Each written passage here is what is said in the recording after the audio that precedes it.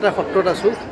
আজি অসমীয়া নতুন বছৰৰ প্ৰথম দিন। মানে বৰপেটা সত্ৰত এটা পৰম্পৰাকীয় বৰ্ষফল গণনা হয়। বৰ্ষফল গণনা কৰি আছে। ইমান ৰ'দত বাবাকো সেই ৰ'দত থাকিব পৰা নাই। মই অকণমান কৰিছিলোঁ ভিডিঅ', আপোনালোকে চাবচোন। আৰু গোটেই মানে বৰপেটাৰ বৰ্ষফল যিটো গণনা সেইটো মিলে মানে প্ৰায়ভাগৰ লগতে বহুতে কোৱা শুনিছোঁ। সেইকাৰণে মই আহিছিলোঁ। এতিয়া বৰপেটা সত্ৰতে আছোঁ আৰু আপোনালোকে ভিডিঅ'টো চাব, like, comment, share and subscribe কৰিব। আৰু লগতে সকলোকে বিহুৰ আন্তৰিক শুভেচ্ছা জ্ঞাপন কৰিছোঁ।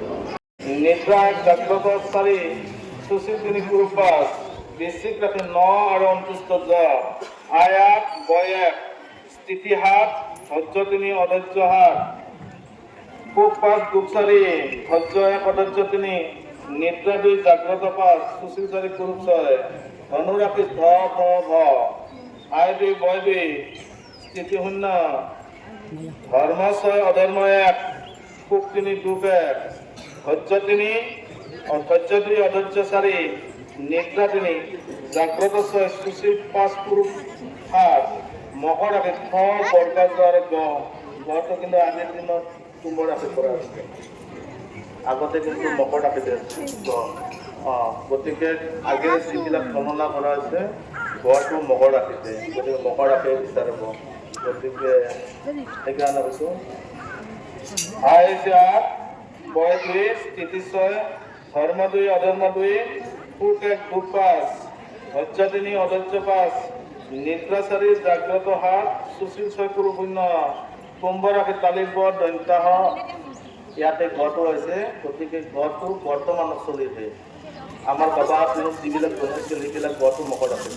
সেইকাৰণে কৈছোঁ যে আয়াত বয় 2 স্থিতি 6 ধৰ্ম 5 অধৰ্ম 3 সুখ 6 দুখ 2 ধৈৰ্য 5 অধৈৰ্য 6 নিদ্ৰা 5 জাগ্ৰত 0 সুশীল 7 পুৰুষ 1 মীন ৰাশি দন্তা 10 আৰু প্ৰথম ছ আই 2 বয় 2 স্থিতি 0 ধৰ্ম 1 অধৰ্ম 4 সুখ 4 দুখ 6 ধৈৰ্য 6 অধৈৰ্য 7 নিদ্ৰা 6 জাগ্ৰত 1 সুশীল 0 পুৰুষ 2 নৈকেত্য মতে ফল 12 13 14 ধনাগম 15 16 17 দৰিদ্ৰতা 21 22 23 পুত্ৰ আৰু সম্পত্তি লাভ 9 10 11 সুখ 18 19 20 ভাষণ 27 1 2 মহতীশ লক্ষ্মী 3 4 5 মানানী 6 7 8 সর্বভূত 24 25 26 মৰম 14 21 2024 আৰু 25 ভাৰত অসমৰ গ্ৰহ বিচাৰ 14 30 চন 2024 চন 13 এপ্ৰিল শনিবাৰ ৰাতি 10:58 32 ছেকেণ্ডত সংক্ৰান্তি হৈছে। গতিকে ৰবি মেঘ ৰাখি দিছে। সেইকাৰণে এইটো ইয়াৰে পৰা গ্ৰহ বিচাৰ কৰা হ'ব যে গ্ৰহৰাজ সিংহাসনৰ ৰোহণ আৰু সেই অনুসৰি অসম আৰু ভাৰতৰ ভাগ্যচক্ৰ গণনা কৰি ওলাইছোঁ যে ভাগ্যচক্ৰত বৰ্ষা আৰম্ভ চক্ৰ মতে ধনুলগ্ন।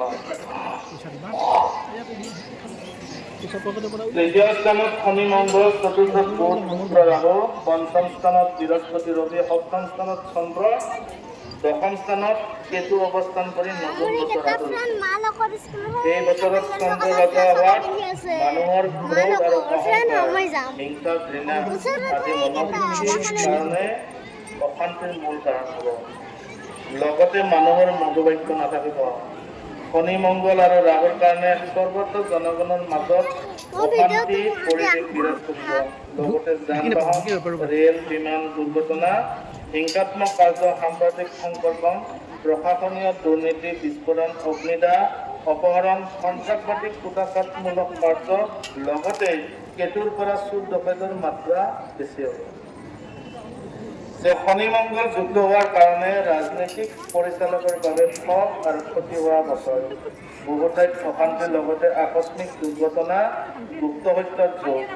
এই বছৰত চন্দ্ৰ ৰজা হোৱাৰ লগতে শনি মংগল যুক্তৰ বাবে দেশৰ কোনো অঞ্চলত খৰাং বতৰ, অনাবৃষ্টি, অতিবৃষ্টিৰ বাবে শস্য নষ্টকাৰক।